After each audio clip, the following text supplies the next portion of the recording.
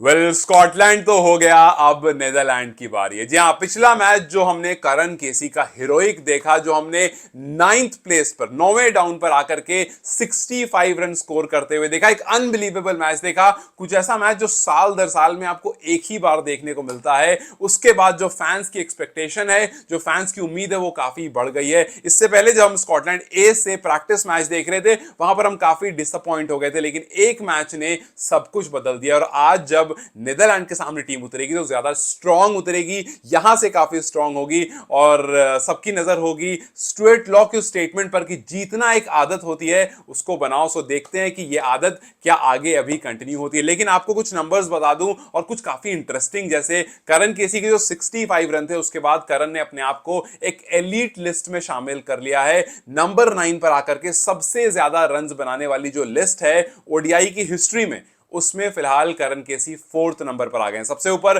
Darren Sami जो कि West Indies के हैं, उनका फर्स्ट पर 84 रन उन्होंने ऑस्ट्रेलिया के खिलाफ बनाया था। फिर उसके बाद जेपी यादव का 69 न्यूजीलैंड के खिलाफ नंबर 2 पर है। फिर जेम्स फॉकनर का 69 नंबर 3 पर है। और फिर करन केसी का 65 जो स्कॉटलैंड के खिलाफ आया, वो नंबर 4 पर। सो नेपाल का एक बैटर अब नंबर 9 पर सबसे ज्यादा रन स्कोर करने वाली लिस्ट में 4th पोजीशन पर है। खैर, अगर आज की बात करें, अगर नेदरलैंड के मैच की बात करें, तो सबसे पहले अभी इस वीडियो में डिस्कस करूंगा कि वो कौन सा प्लेयर है जिसने नेदरलैंड के खिलाफ ओडीआईज में अच्छी परफॉर्मेंस दी है। दोनों के हेड टू हेड रिकॉर्ड्स क्या हैं, नेदरलैंड और नेपाल के, और आप आज से क्या क्या एक्सपेक्टेशन रख सकते हो। उसमें फैन का भी एक एंगल है, उस पर भी बात करेंगे। सबसे पहले अगर आप टॉप स्कोरर की बात करोगे, प्लेयर्स की बात करोगे जिन्होंने नेदरलैंड के खिलाफ अच्छी बल्लेबाजी की है, तो सबसे पहला नाम आएगा कुशल बुटेल का। कुशल बुटेल जिन्होंने पिछले मैच में अच्छा स्टार्ट दिया था, हाफ सेंचुरी की थी, आसिफ के साथ अच्छी शुरुआत मिली थी। पहले 10 ओवर में जैसा हम चाहते हैं कि नेपाल खेले, वैसी ही क्रिकेट हमें देखने को मिली थी। एंड हम उम्मीद करेंगे कि उसी मोमेंटम से दोबारा से आप शुरू करो, जहां छोड़ा था वहीं से शुरू करो। तो फिलहाल कुशल बुटेल जो हैं, उन्होंने 3 मैचेस खेले हैं नेदरलैंड के खिलाफ, जिसमें 121 रन स्कोर किए हैं।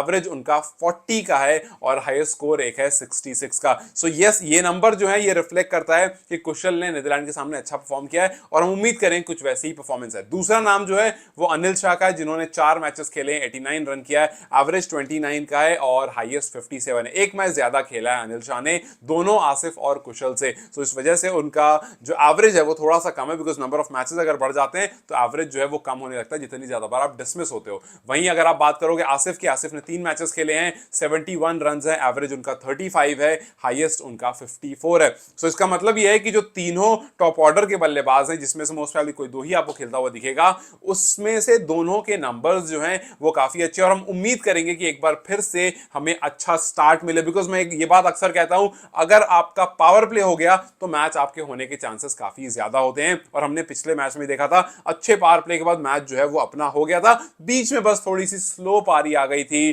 कप्तान और वाइस कैप्टन की, जिस वजह से थोड़ा सा मामला जो है वो गिर गया था। उसमें आरिफ के भी नंबर्स बहुत अच्छे नहीं थे और आसिफ के भी नंबर्स बहुत अच्छे नहीं थे।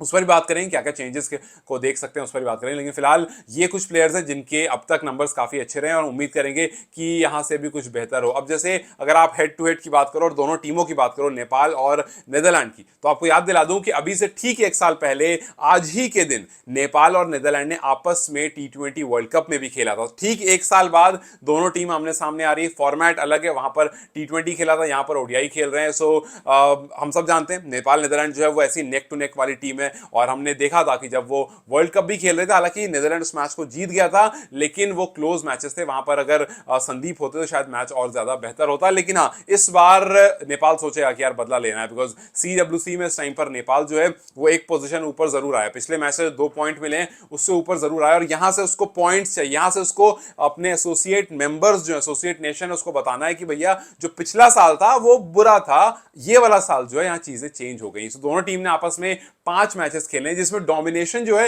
वो नेदरलैंड का रहा है, लेकिन बहुत ज्यादा भी नहीं, क्योंकि 3 नेदरलैंड ने जीते, 2 नेपाल ने जीते। सो ऐसा नहीं कि कुछ बहुत मैसिव डिफरेंस है, 3-2 का डिफरेंस है, विच मींस कि ऑलमोस्ट इक्वल वाला ही जो साइज है उन दोनों का है। सो उम्मीद हम करेंगे कि ये 3-2 जो है ये 6th ओडीआई मैच में 3-3 हो जाए और नेपाल इस मैच को जीत ले। अब देखो, नेपाल को जीतने के लिए सबसे पहली चीज जो चाहिए वो नेपाल के पास है, और वो है पिछले मैच से जीता हुआ कॉन्फिडेंस।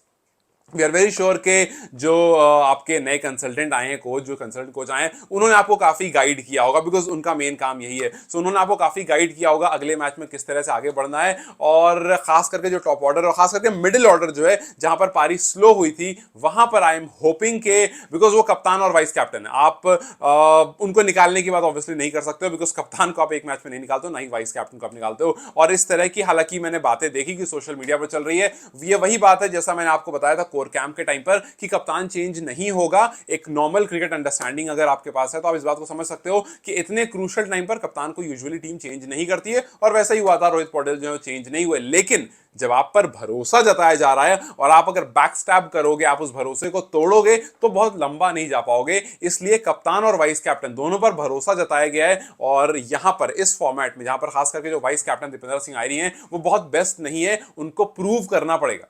जैसे हाल फिलहाल में आपने शतक लगाया था प्रैक्टिस मैचेस में, हाल फिलहाल में आपने 49 नॉट आउट की पारी खेली थी, कुछ ऐसा यहां पर खेलना पड़ेगा, कुछ क्रूशियल मैचेस जिताने पड़ेंगे, तब जाकर आप मैच विनर कहलाओगे। लास्ट में आकर के आपने कुछ मैचेस अच्छे किए हैं, लेकिन ये क्रूशियल मैचेस हैं। आप मंगोलिया के खिलाफ रन करो और आप आकर के यहां पर नीदरलैंड के खिलाफ रन करो, आसमान जमीन का इसमें फर्क है, और यही आपको आकर के प्रूव करना है। एक चीज और मैं एक्सपेक्ट कर रहा हूं, और वो रहेगा फैंस का क्रेज। जैसा मैंने मेंशन किया कि यार पिछले मैच में जहां पर उम्मीदें नहीं थी, जहां पर लोगों ने ये मान लिया था कि यार जब आपने प्रैक्टिस मैचेस में स्कॉटलैंड ए के सामने ऐसा खेला है, तो फिर उनकी मेन टीम से आप कैसा ही खेलोगे, लेकिन वहां आपने सब कुछ बदल दिया। सो जब यहां सब कुछ बदल गया है, तो जो फैंस पिछले मैच में अच्छे नंबर्स में आए थे कम एक्सपेक्टेशन के साथ, मैं उम्मीद कर रहा हूं कि थोड़ा सा और नंबर जो है वो बेहतर होगा। बिकॉज वी ऑल नो एक ही चीज है जो नेपाल आपको बिल्कुल भी डिसअपॉइंट नहीं करेगा, और वो है फैन का क्रेज। फैंस जो है आपको कभी डिसअपॉइंट नहीं करते। एक चीज तो है भाई कि आप अगर नेपाल क्रिकेट की बात कर रहे हो सकता है प्लेयर्स जो है उनकी परफॉर्मेंस डिसअपॉइंट कर दे,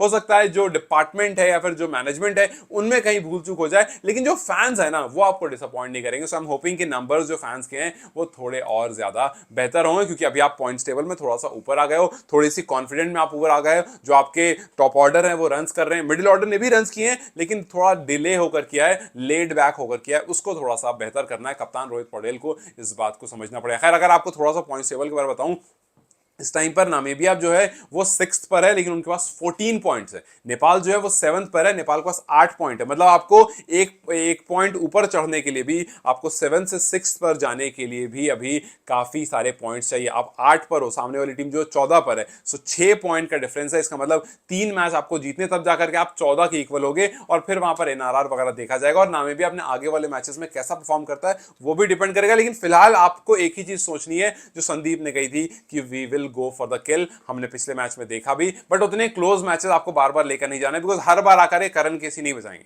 सो आई होप कि आपका जो अच्छा बैटिंग यूनिट है वो आकर के थोड़ा सा रिस्पॉन्सिबिलिटी ले, जो आपके पास अच्छी बैटिंग डेप्थ है वहां थोड़ी सी रिस्पॉन्सिबिलिटी लो, और ये जो गैप है पॉइंट्स टेबल में उसको आप धीरे धीरे फिल करो, और उसको धीरे धीरे आप खत्म करो। क्योंकि इस टाइम पर पिछले मैच में काफी ये बात हुई इस बारे में, खास करके एसोसिएट क्रिकेट के बारे में, कि आप एसोसिएट क्रिकेट को जब भी देखते हो आप कंपटीशन देखते हो। काफी बार आप जब फुल मेंबर को देखते हो तो वहां पर आप कुछ टीम्स हैं जिनके बीच में आप कंपटीशन देखते हो, बाकी टीम के बीच में ऐसा होता है वन साइडेड गेम होता है, लेकिन एसोसिएट क्रिकेट में ज्यादातर ऐसा नहीं देखा जाता। सो यस, एसोसिएट क्रिकेट जो है वो दुनिया को अपने आप को दिखा रहा है। कल नेपाल जो है वो ट्रेंड कर रहा था, जब करण केसी ने वो जबरदस्त पारी खेली। इनफैक्ट सुबह उठ कर ही मैंने चेकआउट किया था तो ट्विटर पर नेपाल ट्रेंड कर रहा था। विच शोज कि जब आप जीतते हो ना तो ऑटोमेटिकली बात हो जाती है दुनिया में, और इतनी भयंकर जीत के बाद तो यार हर तरफ फोटोज और वीडियोस वायरल होने लगती हैं। सो आई रियली रियली वांट कि एक और मैच, 2 और मैच, 3 और मैच, बिकॉज एक मैच से कुछ नहीं होता है। एक मैच कहानी में रह जाता है। जब आप मल्टीपल परफॉर्मेंस देते हो तब जाकर के आपकी जो ओवरऑल जो ओवरऑल आपका नजरिया है या फिर दुनिया जिस तरह से नेपाल को देखती है उसमें बदलाव आता है। एक मैच ठीक है, कहानी अच्छी है, मजेदार है, लेकिन जब वो मल्टीपल टाइम्स होगा तब आपका लेवल अप होगा। एंड आई रियली वांट कि यहां पर अब लेवल अप की बात है, because coaches, management and everything सब चीज का लेवल अप हो चुका है, फैंस का लेवल अप हो चुका है। बस परफॉर्मेंस का हम इंतजार कर रहे थे, वो भी आ गई है। अब आगे आने वाले मैचेस में और परफॉर्मेंस जो है वो इंप्रूव हो, और आप गेंदबाजों से भी यही एक्सपेक्ट करोगे कि भैया अर्ली स्टेज में विकेट्स लेकर दो, मिडिल स्टेज में बहुत लंबा ना टिकने दो, वहां पर कपतान अच्छे से बॉलर को रोटेट करे। ऐसा ना हो कि भाई 8-8 बॉलर गेंदबाजी कर रहे हैं, आपके मेन बॉलर बॉलर्स मेन जगह पर गेंदबाजी करें और जहां पर जिसका सूटेबल पोजीशन है वहां पर आप अच्छे से उनको यूज करो। लेट्स होप कि हम यहां पर रोहित और आयरी की तरफ से अच्छी परफॉर्मेंस देखें, आरिफ की तरफ से अच्छी परफॉर्मेंस देखें, and Bashir is also sitting there. क्या पता उनको अगर आप लाने की बात कर रहे हो तो उनकी तरफ से हम कुछ देखें, या फिर जो आपके Rijan, Karan KC, Sompal and the entire bowling unit उनकी तरफ से भी कुछ बेहतरीन देखें। सो लेट्स होप कि हम एक और जबरदस्त मैच देखें और एक और जबरदस्त रिजल्ट हमें उसमें से निकल कर आए। खैर, आप किसी तरफ देख रहे हो, who are you looking forward to? मैं कुशल बुटेल की तरफ देख रहा हूं बिकॉज वो हाईएस्ट रन स्कोरर है नीदरलैंड के खिलाफ। तो आई एम होपिंग कि इस बार फिर से कुछ बेहतरीन हमें देखने को मिलेगा। बाकी जो जैसा होता है I will keep you guys posted और मैच के बाद एक बार फिर से मिलेंगे। Till then you guys take care, I will see you very soon, bye.